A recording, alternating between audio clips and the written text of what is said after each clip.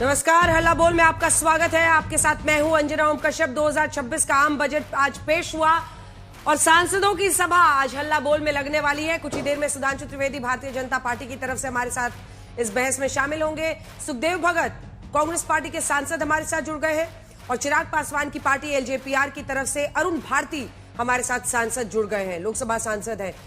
इसी के साथ अन्य पार्टियों की भी तरफ से तमाम सांसद आज जुड़ने वाले हैं हल्ला बोल में। बजट पर उनसे खास चर्चा होगी, लेकिन बड़ी बातें क्या है, क्योंकि बजट में कोई बहुत बड़ा ऐसा जैसा पिछली बार टैक्स स्लैब में भारी कटौती की गई थी, 12 लाख तक की आमदनी को टैक्स फ्री कर दिया गया था, ऐसी कोई बड़ी और धमाकेदार जिसको पॉपुलिस्ट घोषणा कहते हैं वैसा तो नहीं हुआ। लेकिन क्या ये बजट 140 करोड़ लोगों को रिफॉर्म एक्सप्रेस पर सवार कर रहा है?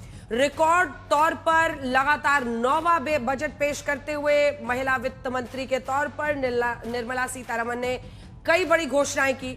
उनके बजट में 3 कर्तव्यों की बात की गई, जिसमें वैश्विक अस्थिरता के बीच मजबूत विकास, लोगों की उम्मीदें, क्योंकि देखिए पूरे विश्व में आप देख रहे हैं जियोपॉलिटिकल सिचुएशन क्या है। अलग अलग जगह पर युद्ध चल रहा है, नहीं तो अमेरिका टैरिफ थोप रहा है, कहीं टैरिफ लगा रहा है, भारत पर भी कुल 50% टैरिफ लगा दिया है उसने। तो कुल मिलाकर जो परिस्थितियां इस वक्त विश्व में है, उसके साये में कैसे भारत के विकास को, कैसे भारत की अर्थव्यवस्था को मजबूत बनाया जाए, लोगों की उम्मीदों पर खरा उतरना, सभी परिवार, समुदाय, क्षेत्र को अवसर देना शामिल है।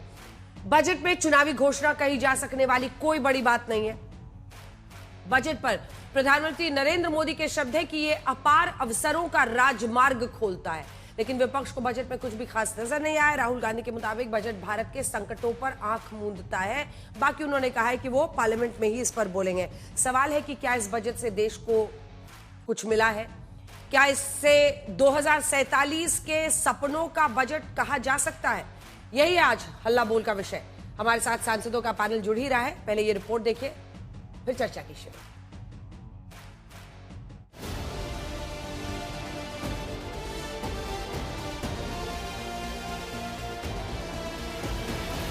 The Income Tax Act 2025 will come into effect from 1st April 2026.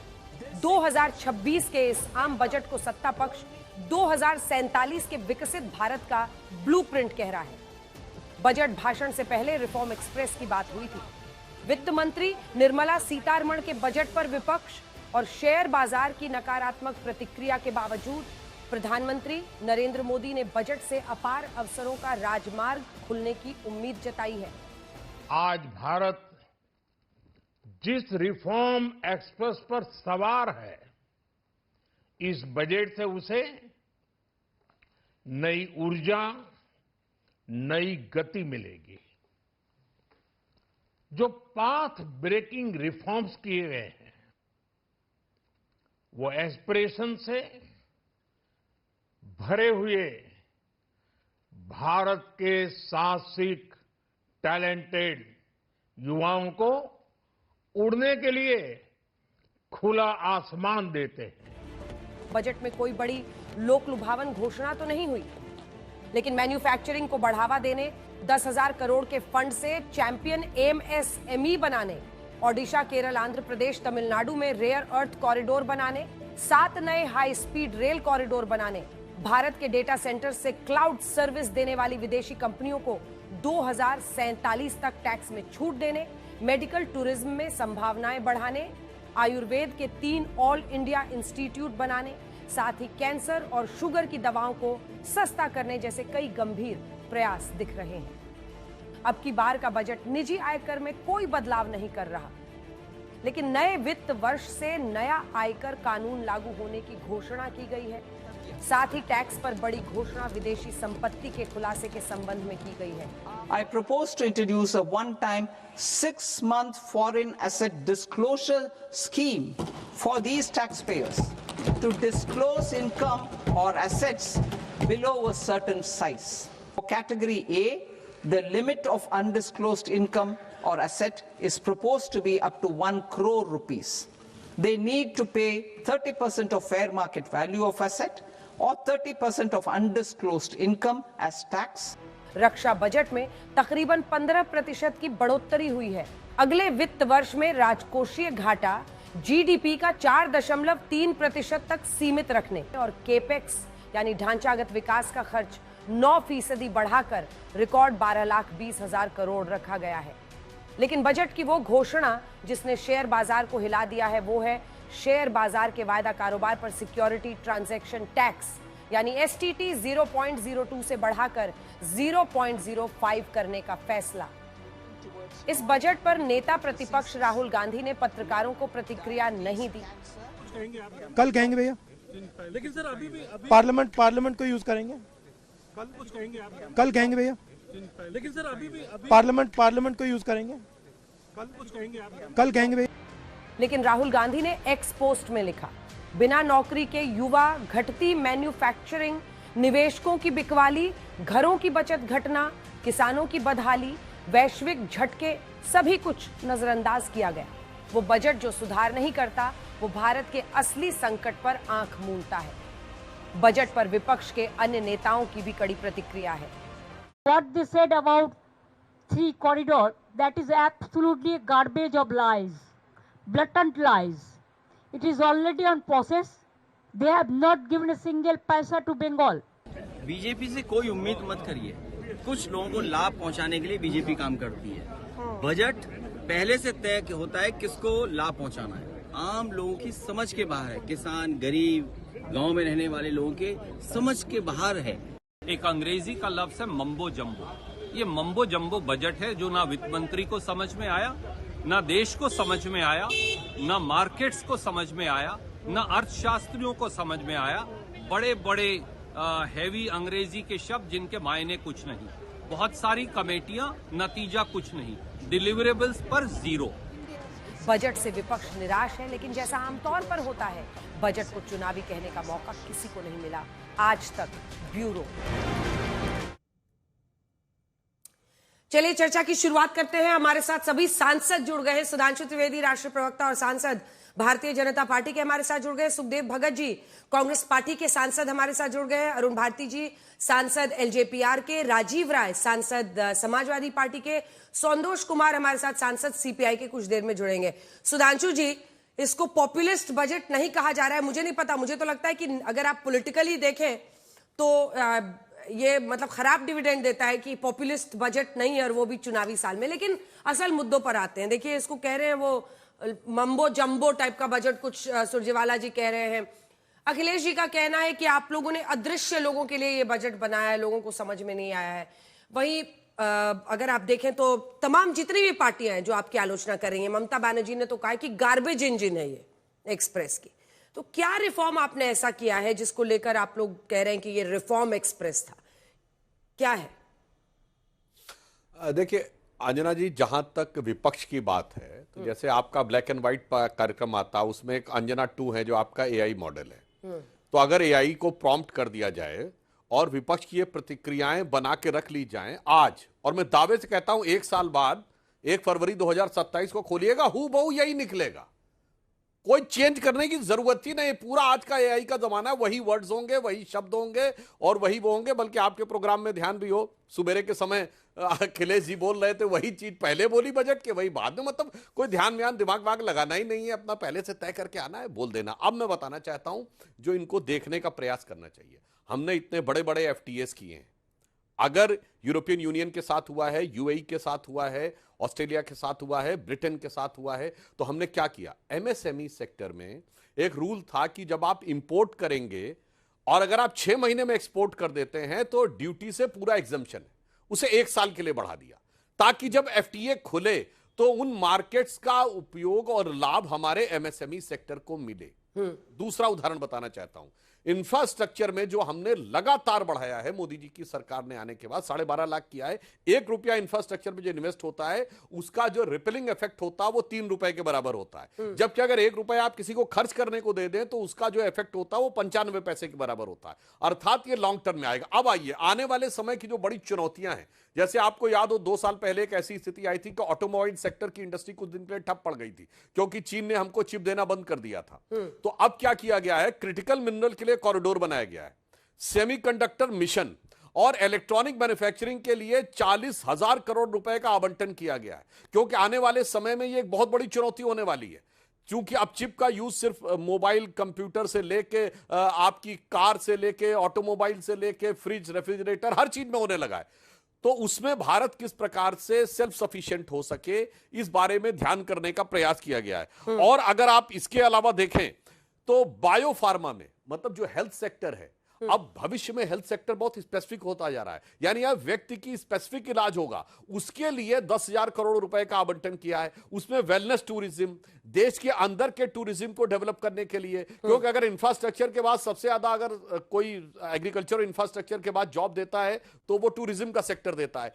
तो ये भविष्य की दृष्टि से, और अगर ग्रामीण स्तर पर देखना है तो महात्मा गांधी ग्राम स्वराज योजना, उसके द्वारा ग्रामीण स्तर के ऊपर खादी ग्राम उद्योग और इनको बाहर बनाना, और फ्यूचरिस्टिक देखना है तो न्यूक्लियर टेक्नोलॉजी के लिए एक्साइज ड्यूटी खत्म की है। भाई आइए न्यूक्लियर टेक्नोलॉजी लगाइए, जो भी न्यूक्लियर के इक्विपमेंट्स होंगे, ये हमने उसको प्राइवेट सेक्टर के लिए खोला है, स्पेस को प्राइवेट सेक्टर के लिए खोला है। तो मैं एक लाइन में कह सकता हूं कि ये मोदी जी की वो रिफॉर्म्स एक्सप्रेस है जिसने कि भारत विपरीत परिस्थितियों में आज दुनिया के सर्व समावेशी विकास को लेते हुए, सर्व स्पर्शी विकास को टच करते हुए विकसित भारत के लक्ष्य को बहुत दृढ़ता और आंतरिक शक्ति को मजबूत करते हुए, जिसे इम्यूनिटी पावर कहते हैं ना, तो नेशन की इम्यूनिटी को स्ट्रांग करते हुए फ्यूचर का एक बहुत बड़ा व्यापक सेकंड चतुर्थांश में, यानी जो सेकंड क्वार्टर में स्टार्ट किया है, और कर्तव्य पथ का पहला बजट था। तो मुझे लगता है जो कर्तव्य परायण नहीं है राष्ट्र के लिए, उनको संभवतः समझने में कुछ समस्या आई होगी। चलिए देखते हैं किसको समस्या आई है, कौन सही समझ रहा है।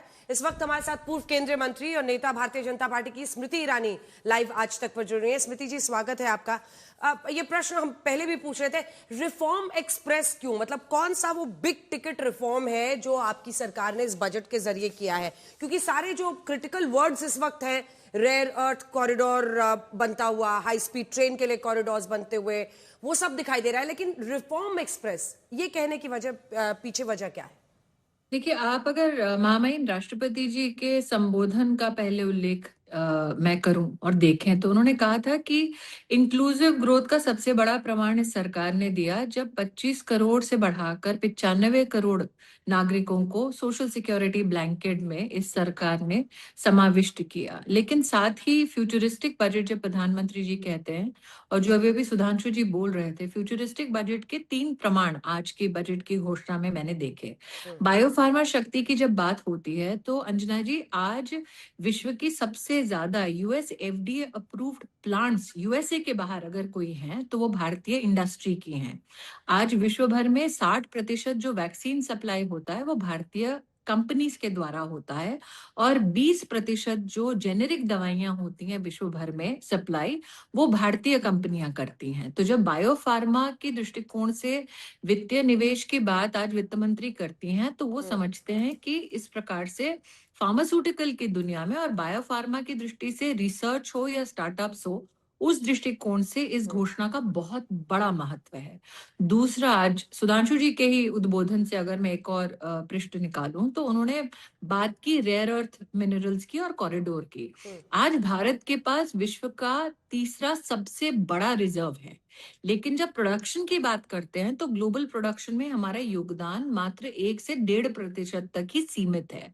अगर हमको प्रोडक्शन बढ़ाना है, और ये बेस मटेरियल होता है सेमीकंडक्टर के लिए, इलेक्ट्रॉनिक्स के लिए, मोबाइल मैन्युफैक्चरिंग के लिए भी, तो अगर हमें बेस बढ़ाना है, प्रोडक्टिविटी बढ़ानी है, तो इस प्रकार के कॉरिडोर का गठन हम सबको भारतीय होने के नाते इसका स्वागत करना चाहिए। तीसरा, अगर आप इसको इंफ्रास्ट्रक्चर की दृष्टि से देखें तो आज टायर 2, टायर 3 सिटीज जो हैं, उसमें जो इकोनॉमिक एक्टिविटी हो रही है उसका योगदान हमारे देश की जीडीपी में लगभग 40 से 50% का है।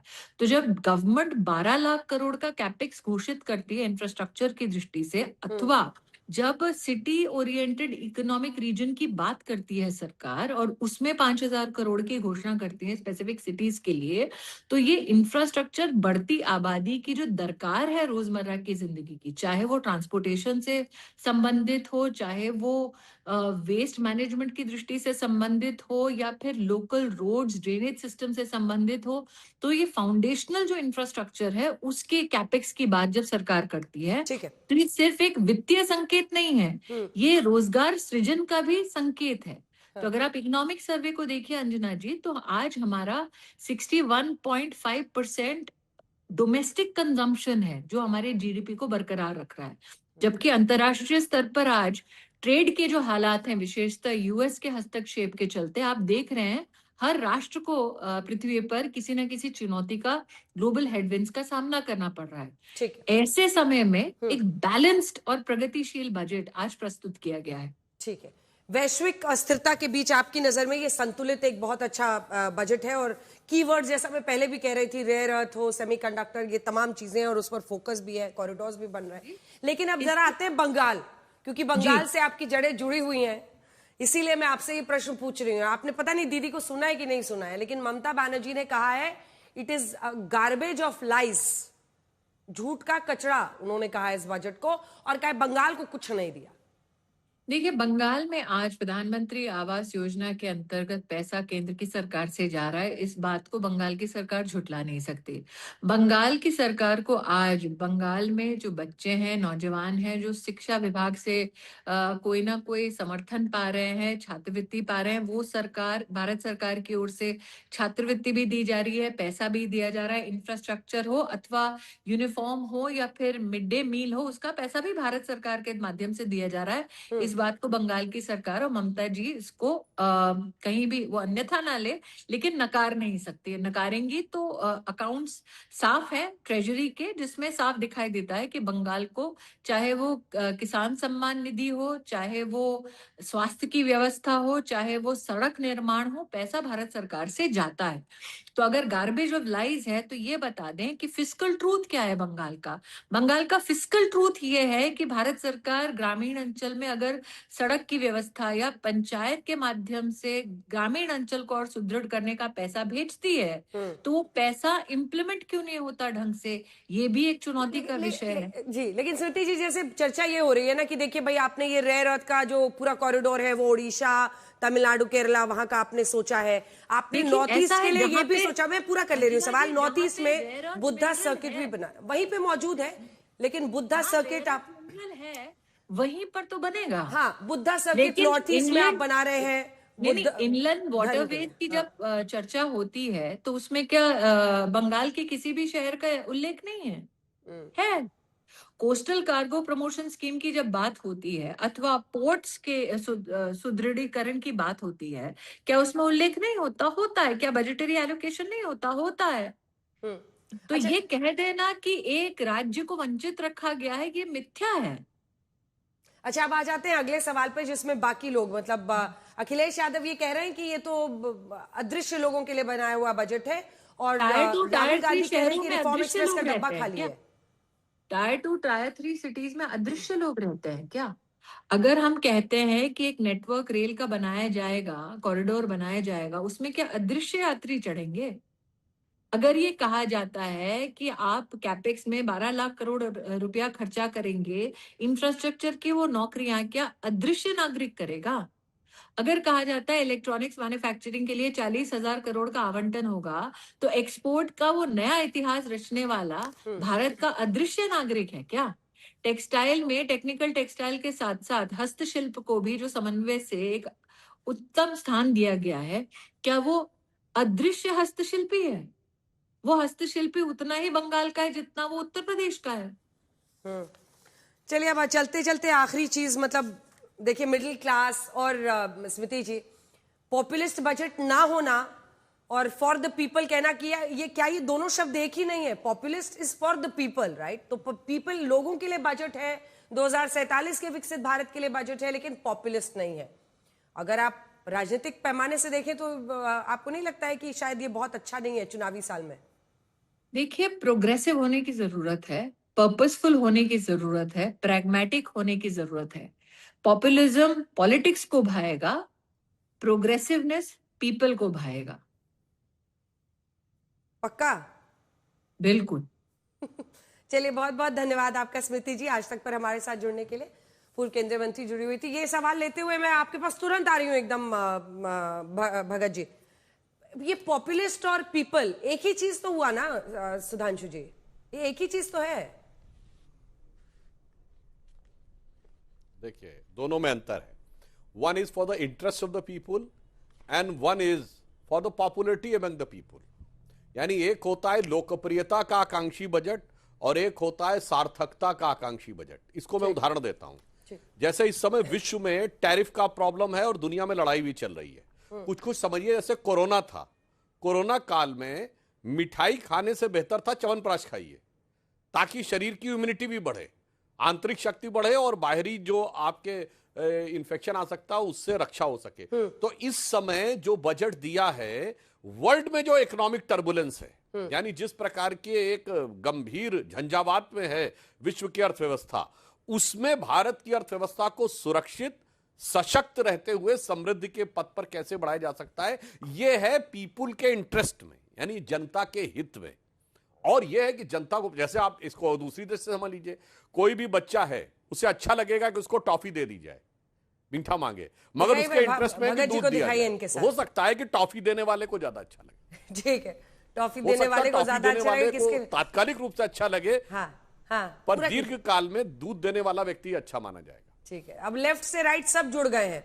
अब पता नहीं सेंटर में है कांग्रेस या लेफ्ट ऑफ सेंटर है, सुखदेव भगत जी बताएंगे।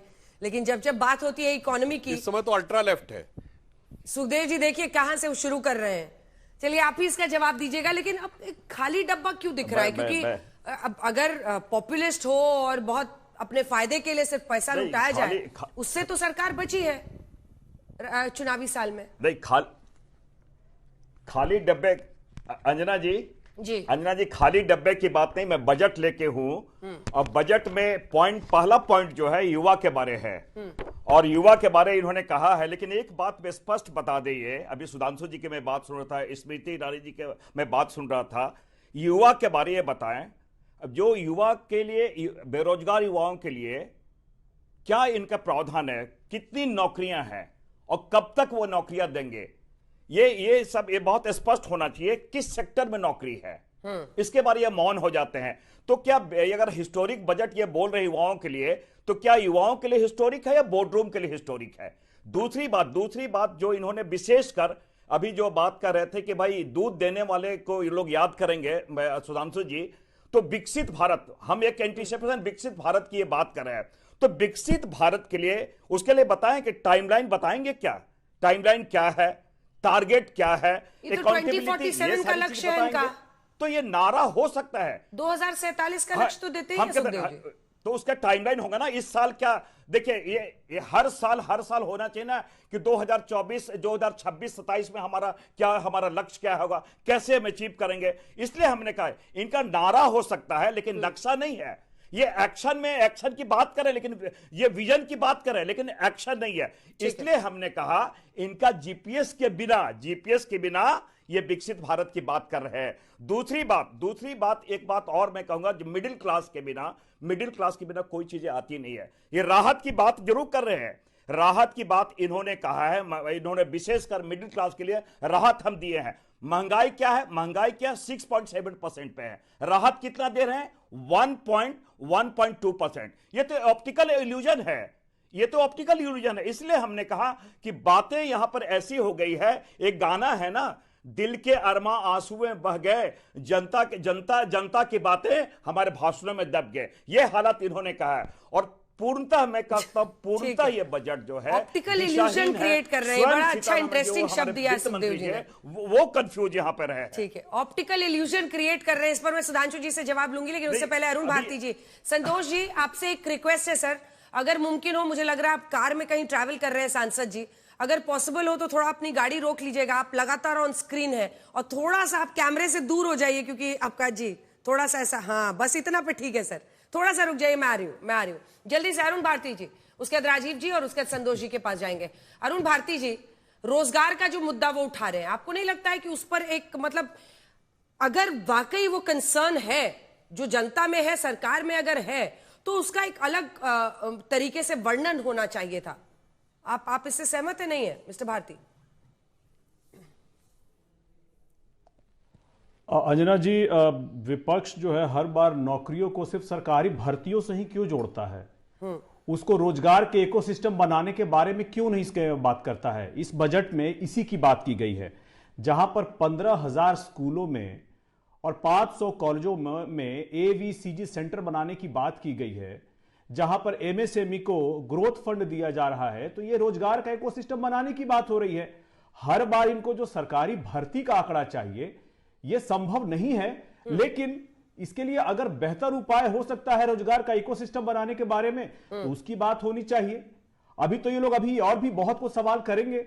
देखिए, ये बजट जो है, आप देखिए अंजना जी, आज से 10 साल पहले, एक दशक पहले भारत को फ्रेजाइल 5 इकोनॉमी कहा जाता था। आज के दिन में भारत टॉप 5 इकोनॉमीज में है और तीसरे पायदान पर जाने के राह पर अग्रसर है।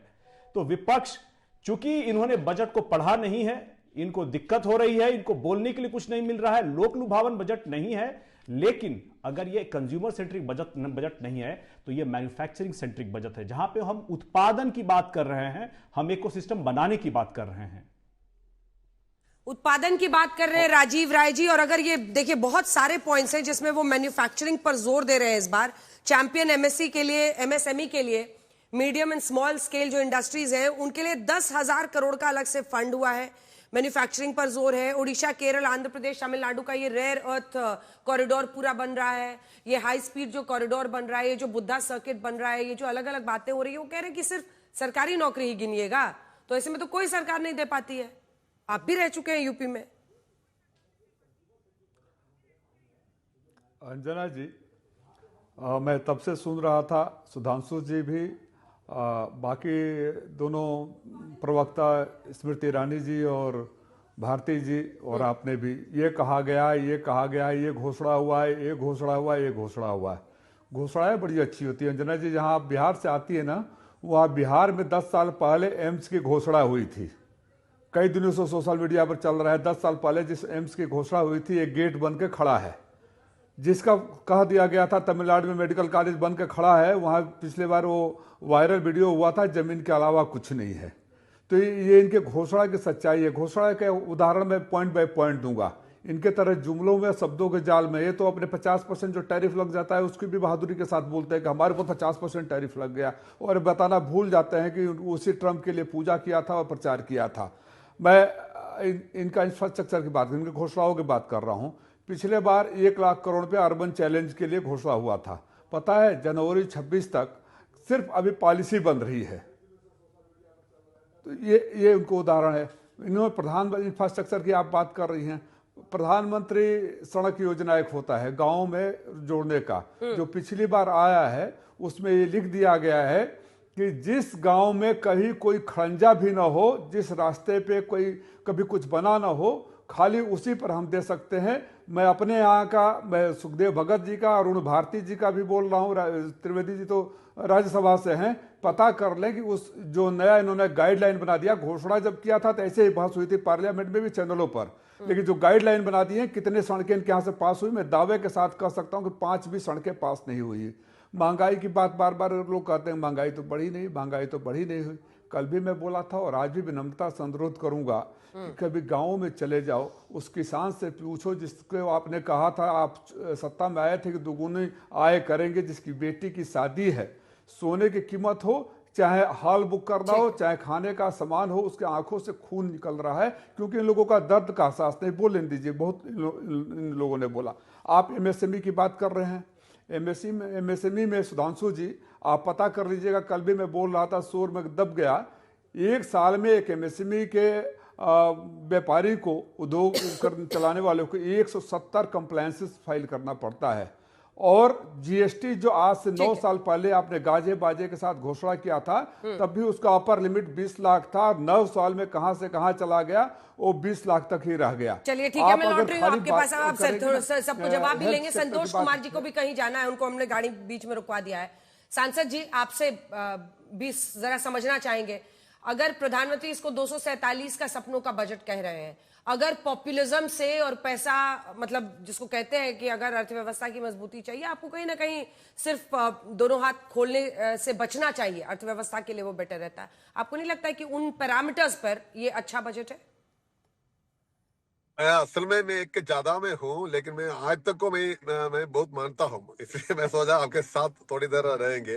क्या बात है? बात है, मेरा हिंदी भी मेरा ठीक नहीं है, मैं केरल से हूँ, सुनिए, ये अभी पॉपुलर के बारे में मेरा माननीय कॉलीग सुधांशु जी ने कुछ बताया। बीजेपी का राष्ट्रीय अध्यक्ष का राज्य में 10,000 रुपया सभी का अकाउंट में भेज दिया था चुनाव का 1-2 दिन पहले। क्या ये पॉपुलेशन नहीं थे? इसलिए पॉपुलिज्म के बारे में बार बार मत बताइए। पॉपुलिज्म आप लोगों ने बहुत किया, अभी भी कर रहा है। अगर ये बजट के बारे में आप बोलेगा पूछेगा तो एक मान लो केरला के बारे में, मेरे राज्य के बारे में एक आज एक काला दिन है, कुछ नहीं मिला। ये 4,50,300 से ज्यादा करोड़ इतना रुपया है जीएसटी से इनका इनकम, सेंटर का इनकम। हमारे राज्य को क्या मिला? बहुत सारा एक्सपेक्टेशंस था, 2 केंद्र मंत्री भी है, लेकिन कुछ नहीं मिला। एम्स, आप अंजना जी आपको मालूम केरल एक विकसित देश है, मतलब राज्य है और हमारा शिक्षा और हेल्थ सेक्टर में हमारा बहुत बढ़िया हमने दिया, काम किया बहुत सारा। हमको क्या मिला वापस? आप देखिए एम्स, क्या हमको एम्स क्यों नहीं दिया? एम्स नहीं है। और शबरी रेल के बारे में हमने बहुत बताया, हमारा प्रवासियों के बारे में हमने एक प्रोजेक्ट दे दिया, लेकिन हमको असल में कुछ नहीं मिला। असल ये क्या ना, ये पॉलिटिकल एक वेंडटा है। ये लोग बार बार बहुत ज्यादा बोलता रहता है, लेकिन ट्रम्प का सामने इसको कुछ नहीं है। ट्रम्प अगर ये ट्रम्प का रेसिप्रोकल तारीफ आ गया, हमारा इकोनॉमी को सेव करने के लिए कुछ नहीं इनके पास। ठीक है, जवाब दीजिए सुधांशु जी, सीधा संतोष जी की बात का जवाब दीजिए। आप जो वो कह रहे हैं, वो कह रहे हैं आपने कुछ नहीं दिया, काला दिन बता रहे हैं केरला के लिए। सुधांशु जी मेरा कॉलीग है। देखिए, मैं कहना चाहता हूं क्रिटिकल मिनरल्स में अगर सबसे बड़ा किसी राज्य के पास रिजर्व है तो उसमें से केरल एक है।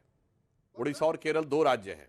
निश्चित रूप से जो क्रिटिकल मिनरल का कॉरिडोर बना है, ये भविष्य में केरल के लिए बहुत बड़ा महत्वपूर्ण आधार बनेगा। सुधांशु जी 1 मिनट, और आप बड़ा मैदान 1 मिनट मान लिए। ये जो रेयर अर्थ मतलब हमारा देश राज्य में बहुत सारा है। हमारा बजट में हमने एक प्रपोजल दिया, बिना हमारा राज्य आपको कुछ नहीं कर सकता, इसलिए आपने इसमें इंट्रोड्यूस कर दिया। ये आपका कोई मतलब क्या सहायता नहीं है, जनरोसिटी नहीं है, ऐसा मत बताइए। आप अभी आगे बताइए, जल लीजिए, बोलिए सुधांशु जी। देखिए, नहीं, यहां पे मैं आपसे मतभेद रखूंगा। किसी भी राज्य के पास कुछ भी हो, परंतु जब तक केंद्र की योजना का वहां पर इंप्लीमेंटेशन नहीं होता, जैसे किसी राज्य के पास कोयला बहुत है, पर अगर वहां कोयले की इंडस्ट्री नहीं लगेगी तो उस कोयले का क्या होगा? इसीलिए हम ये कहना चाहते हैं कि जो केरल के पास ये इतना अच्छा प्राकृतिक संसाधन है, उसको स्थापित करने के लिए ये आवश्यक था। हाँ, मैं समझ सकता हूं कि आपके हृदय में इस समय चूंकि चुनाव का वर्ष है और जिस ढंग से तिरुवनंतपुरम में भारतीय जनता पार्टी ने 45 साल का कांग्रेस के साथ स्थापित किया है, that is an all together different thing. But मैं एक चीज और भी बताना चाहता हूं अंजना जी, अभी हमारे इनके पूर्व के वक्ताओं ने कहा कि हम लोग टारगेट सेट नहीं करते हैं, स्पेसिफिक नहीं बोलते, कह देते हैं कैसा होगा।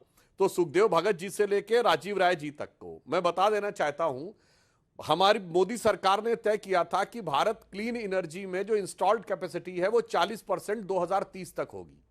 मगर जानते हैं वो टारगेट कब पूरा हो गया? 2022 में। फिर रिवाइज टारगेट हो गया कि 2030 तक 50% इंस्टॉल्ड कैपेसिटी क्लीन एनर्जी की होगी। वो टारगेट जानते कब पूरा हो गया? 2025 में।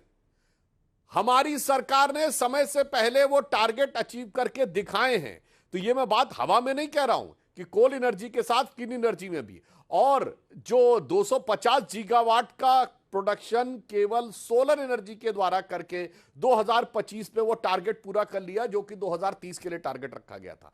अब वो सारी बातें बहुत स्पेसिफिक, बहुत सारी 1 बाय 1 बताई जा सकती हैं, पर एक और मैं बात कहना चाहता हूं। आज के समय में ग्रामीण क्षेत्रों में अधिकांशतः सरकारी बैंक हैं, तो बैंकिंग सिस्टम के रिफॉर्म के लिए भी एक एपेक्स कमेटी के गठन का जो विचार इसमें रखा गया है।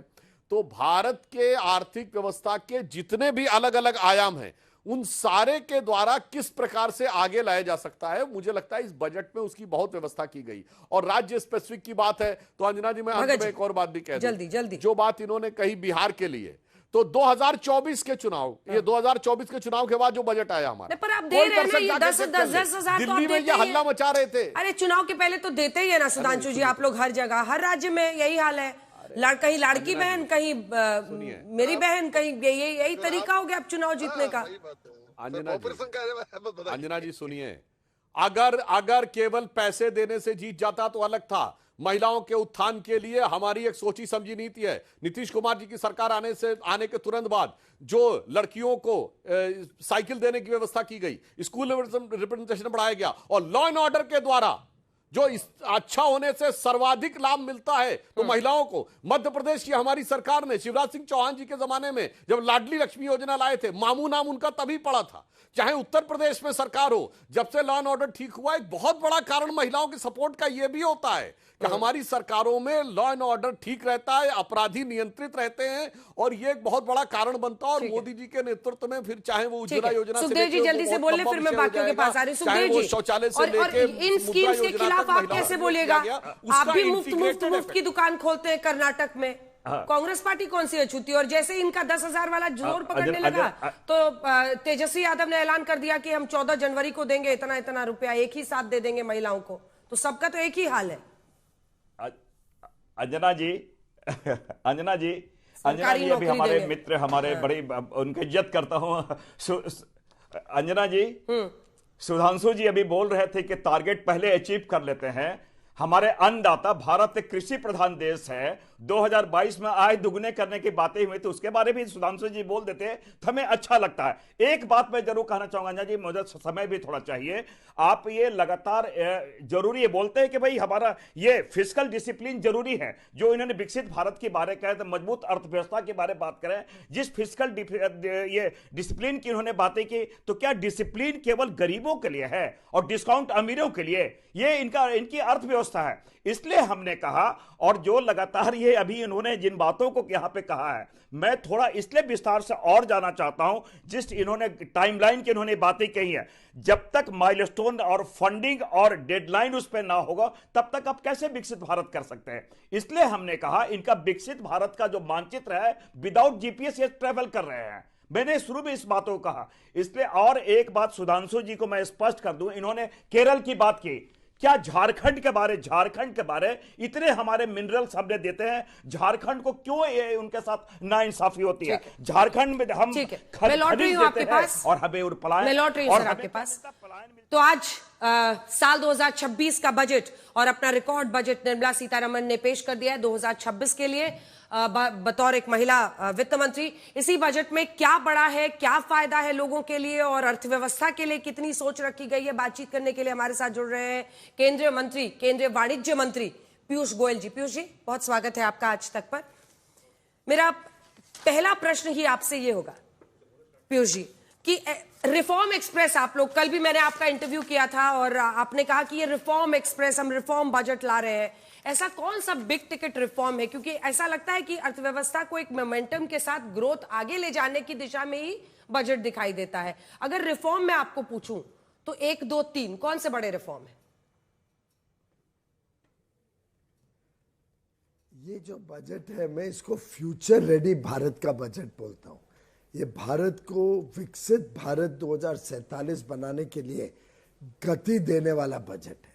और अगर आप रिफॉर्म्स की तरफ देखें तो उदाहरण के लिए हम मैन्युफैक्चरिंग सेक्टर को देखें। मैन्युफैक्चरिंग सेक्टर को और कंपेटिटिव बनाने के लिए जिस प्रकार से सोची समझी रणनीति के तहत कि अगर हमें टेक्सटाइल्स है तो आज की हमारी समस्या क्या है, देश भर में टेक्सटाइल फैला हुआ है। एक जगह रुई बनती है, एक जगह यान बनता है, एक जगह फाइबर बनता है, एक जगह कपड़ा तैयार होके उसका गारमेंटिंग होता है, अलग अलग जगह।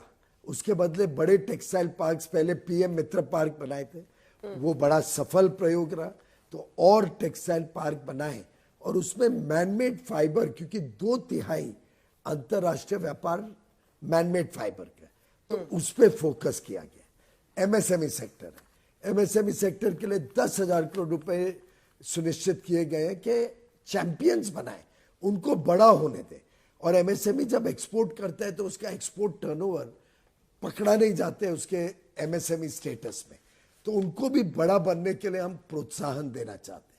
आपके आईटी सर्विसेज हैं, सर्विसेज को सबको जोड़कर उसके सेफ हार्बर रूल्स बनाए गए हैं। बहुत ही बड़ा प्रमुख रिफॉर्म है, सरल हो जाएगा, एक्सपोर्ट आसान होगा, रोजमर्रा की समस्याओं से छुटकारा मिलेगा। और एक सर्विसेज की कमेटी बनाई जा रही है जो तय करेगी भारत का रास्ता कैसे अंतरराष्ट्रीय स्तर पर हम 10% सर्विसेज की मार्केट कैप्चर कर सकते हैं। अब मैं इसको कॉन्टेक्स्ट में आपको बताता हूं। यूरोपियन यूनियन का कल ही एफटीए का आपने मेरे से इंटरव्यू करी। एफटीए में यूरोपियन यूनियन सर्विसेज का लगभग 2.7-2.8 ट्रिलियन डॉलर का इंपोर्ट करते हैं, यानी 250 लाख करोड़ रुपए, 250 लाख करोड़ का इंपोर्ट सिर्फ मात्र यूरोपियन यूनियन के 27 देश करते हैं। हमारा आज का दिन योगदान क्या है? मात्र 46 बिलियन। ये हुआ करीब करीब 40-45 हजार। अब आप सोचिए कितना बड़ा संभावना है टू ग्रो दिस। हम आज जो एक्सपोर्ट कर रहे हैं वो 989 करीब 4.5 लाख करोड़ का सर्विसेज एक्सपोर्ट्स कर रहे हैं 250 लाख करोड़ में से। ये हुआ 1.5%। अब 4.5 लाख करोड़ को अगर हम 25 लाख करोड़ तक बढ़ा देते हैं तो आप कल्पना करिए कितने युवा युवतियों को नौकरी मिलेगी, कितने हमारे बहनों को साइबर सिक्योरिटी में काम करने को मिलेगा। तो एक एक चीज बड़ी सोची समझी रणनीति के तहत इसमें तैयार की गई है। हमारे डेटा सेंटर्स, विश्व स्तरीय डेटा सेंटर भारत में आए, विदेशी निवेश हो, इसमें फॉरेन कैपिटल आए, उसके लिए इंफ्रास्ट्रक्चर जो बनेगा उसमें लाखों लोगों को रोजगार मिलेगा। साथ ही साथ ये ग्रीन एनर्जी से चलते हैं तो रिन्यूएबल एनर्जी, नवीकरणीय ऊर्जा को बल मिलेगा। Solar, hydro, wind, battery storage, green hydrogen, green ammonia. आप कल्पना नहीं कर सकते इसका कितना प्रभावशाली लाभ भारत को होगा। और सालों साल उनको टैक्स फ्री तो दिया है 47 तक, पर हमारे को उतने समय तक फॉरेन एक्सचेंज अर्निंग्स लगातार आती रहेंगी। तो एक प्रकार से ये बजट अलग अलग चीजों को एड्रेस करता है। ठीक है। मैंने शायद कल आपके इंटरव्यू में केमिकल के बारे में भी जिक्र किया था, कैसे केमिकल इंडस्ट्री का बहुत बड़ा स्कोप है। अब इसमें केमिकल जोन्स बनाने की बात की गई है। पोर्ट के नजदीक 3 बड़े केमिकल जोन बने अगर, तो लाखों लोगों को काम भी मिलेगा और हमारी डिपेंडेंस आयात के ऊपर, इंपोर्ट के ऊपर कम होगी और हम एक एक्सपोर्ट करना का देश बन सकते हैं केमिकल्स में। तो बहुत सारी चीजें इस बजट में मिलती है। जितनी गहराई में जाओगे उतना आनंद आएगा। और पीयूष जी, एक्सपोर्ट विपक्ष को बहुत आनंद नहीं आ रहा है, लेकिन मैं उसमें बाद में आऊंगी। लेकिन एक्सपोर्ट को लेकर काफी आप उत्साहित दिख रहे हैं और ऐसा लग रहा है कि कल से कंटिन्यूटी में ये आगे चल रहा है, क्योंकि आपका कहना था कि बांग्लादेश और वियतनाम जैसे देशों ने जैसे इस वक्त टेक्सटाइल पे वो किया हुआ है, हमारे लिए एक बड़ा ऑप्शन खुलता है और टेक्सटाइल हब्स की बात इसमें की गई है। लेकिन मैं दूसरा सवाल आपसे पूछ रही हूं, अभी वैश्विक परिस्थितियां जो है उसमें एक अस्थिरता है, क्या वो जियोपॉलिटिकल इंस्टेबिलिटी या फिर वॉलेटिलिटी कह लीजिए, अमेरिका के लगाए हुए 25% यानी कुल 50% जो टैरिफ्स है, इन सब का साया भी दिख रहा है, क्योंकि एक वैश्विक प्रतिस्पर्धा जो हम देख रहे हैं, जैसे रेयर अर्थ कॉरिडोर एक बनाना, क्या भारत को भी समझ में आ रहा है कि चाइना इस दम पर अमेरिका से सीधा टकराता है या फिर अपने शर्तों पर डील करता है? ये ऐसी आत्मनिर्भरता है जिस पर भारत, क्या अमेरिका के अतिरिक्त टैरिफ का साया भी इस बजट पर है? सबसे पहले तो मैं बताऊं कि यूनाइटेड स्टेट्स ऑफ अमेरिका के साथ अच्छी बातचीत चल रही है, अच्छा प्रोग्रेस हो रहा है और मैं नहीं समझता हूं कि कोई भी बजट एक देश के व्यापारिक संबंध के हिसाब से बनाया जाता है। लेकिन कोविड के समय से माननीय प्रधानमंत्री जी ने आत्मनिर्भर भारत की बात पर बल दिया है और जब हम परमानेंट मैग्नेट्स या रेयर अर्थ्स की बात देखते हैं, जब हम देखते हैं कि टेक्नोलॉजी के ऊपर बहुत बल दिया गया है, जब हम देखते हैं कि स्किलिंग और रीस्किलिंग, लोगों को आज की नई टेक्नोलॉजी के युग के परिप्रेक्ष्य में तैयार करना, तो ध्यान में आता है कि वैश्विक अस्थिरता और नई जो technologies, artificial intelligence, quantum computing जो आज सामने आ रही है, उसके लिए भारत के युवा युवतियों को, बहनों को तैयार करने का काम इस बजट में प्राथमिकता दी गई है और वो बात आगे चल के हमको बहुत काम में आएगी। शिक्षा के क्षेत्र में बड़े बड़े प्रोग्राम्स तैयार किए गए हैं और एजुकेशन हब्स। अब आज आप बॉस्टन जाइए, अमेरिका में बॉस्टन की पूरी इकोनॉमी एजुकेशन के ऊपर चलती है। क्यों ना भारत में ऐसे 3-4 जगह एजुकेशन हब्स बने जहां पे बड़े पैमाने पे देश और विदेश के युवा युवतियों को हम अच्छी शिक्षा दें, अंतर्राष्ट्रीय स्तर की शिक्षा दें और तैयार करें आज की चुनौतियों का सामना करने के लिए। तो ये जो बजट है ये ट्रेडिशन को भी संभालता है, टेक्सटाइल्स, हमारे मछुआरे, हमारे पोल्ट्री, हमारे पशुपालक, उन सब की भी चिंता करता है, किसानों की भी चिंता करता है और दूसरी तरफ मॉडर्निटी, न्यू टेक्नोलॉजीज, भविष्य के लिए भी अपने आप देश को तैयार करता है। अगला प्रश्न मेरा है बाजार को लेकर। क्या सोच है सिक्योरिटी ट्रांजैक्शन टैक्स बढ़ाने के पीछे, क्योंकि बाजार में हमने एकदम गोता लगाते हुए देखा। और इसी के साथ कल पीयूष जी मेरा एक सवाल रह गया था जो मुझे काफी अफसोस हो रहा था, अच्छा हुआ आज आप सामने आ गए।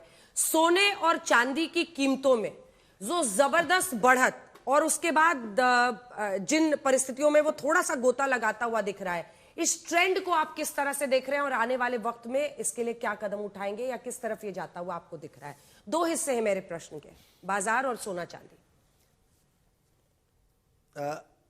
अंजना जी, बाजार में सिक्योरिटीज ट्रांजैक्शन टैक्स का प्रभाव कोई इतना बड़ा नहीं है जिसके कारण कोई लॉन्ग टर्म बाजार कमजोर होगा। हम जरूर चाहते हैं कि जो स्पेक्युलेटिव ट्रेडिंग है वो नियंत्रण में रहे, नहीं तो कई बार शेयर मार्केट बहुत ज्यादा बढ़ जाती है। कुछ कुछ स्टॉक्स में तो earnings to share price ratio 100 तक चली गई थी। कुछ कुछ केसेस में ऐसे प्राइजेस थे जो किसी को समझ नहीं आ रहे थे कि लॉजिक क्या है, और ऐसे में अनजान निवेशक को नुकसान होने की संभावना बढ़ जाती है। तो मैं समझता हूं ये एक संतुलन लाने के लिए बहुत अच्छा कदम उठाया है माननीय वित्त मंत्री जी ने, और मैं उम्मीद करता हूं कि इसका प्रभाव कुछ ही दिनों का रहेगा। इससे मार्केट स्टेबलाइज होगी। जैसे स्टॉक मार्केट के लोग इस कॉम्प्रिहेंसिव बड़े बहुमुखी बजट की एक एक गहराई में जाएंगे तो उनको ध्यान में आएगा कि ये कैसे अर्थव्यवस्था को गति देगा, पंख देगा।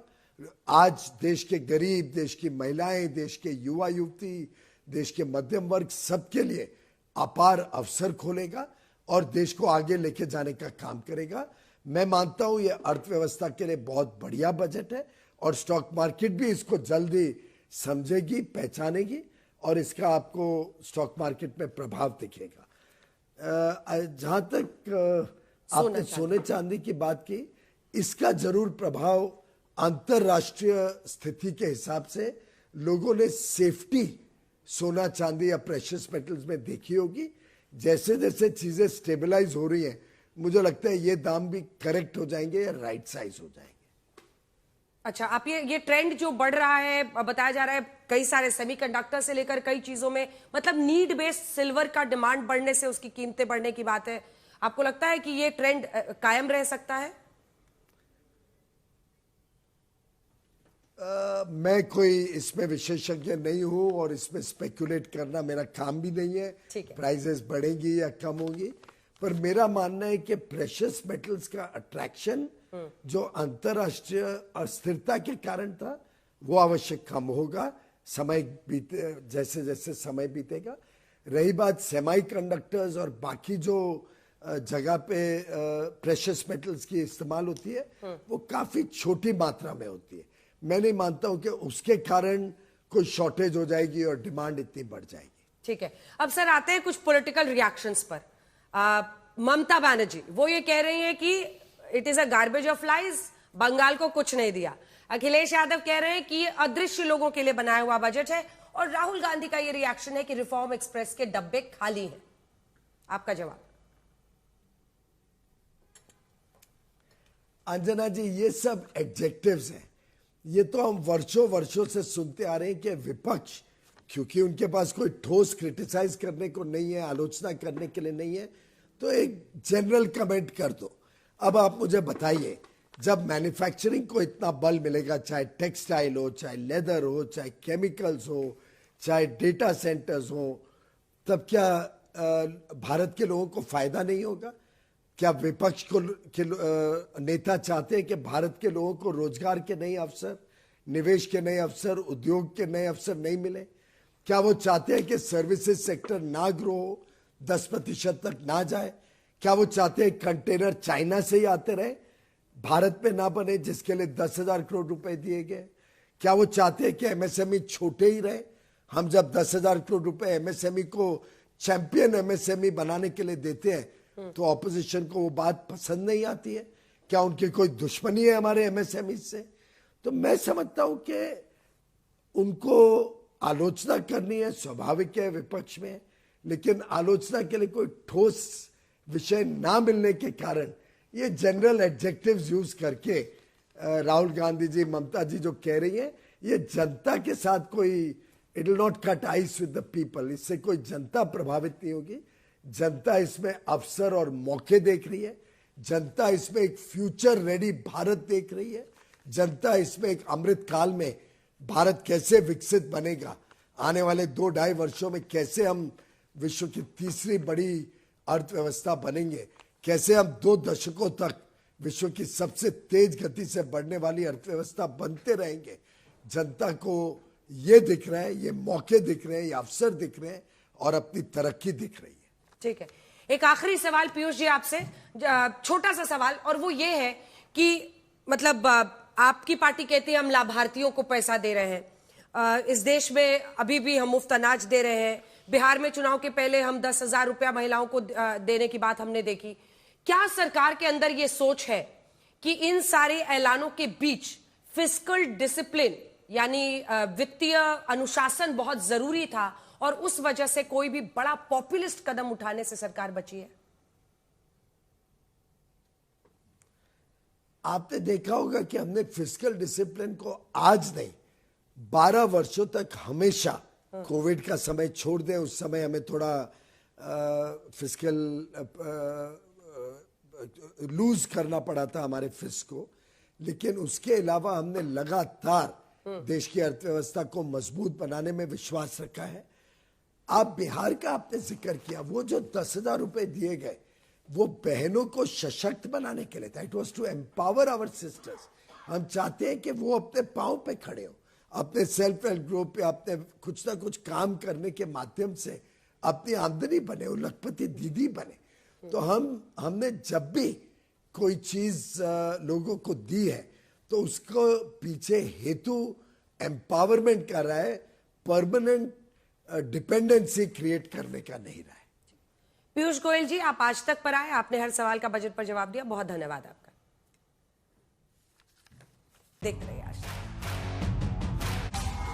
तक, देश का सर्वश्रेष्ठ न्यूज चैनल।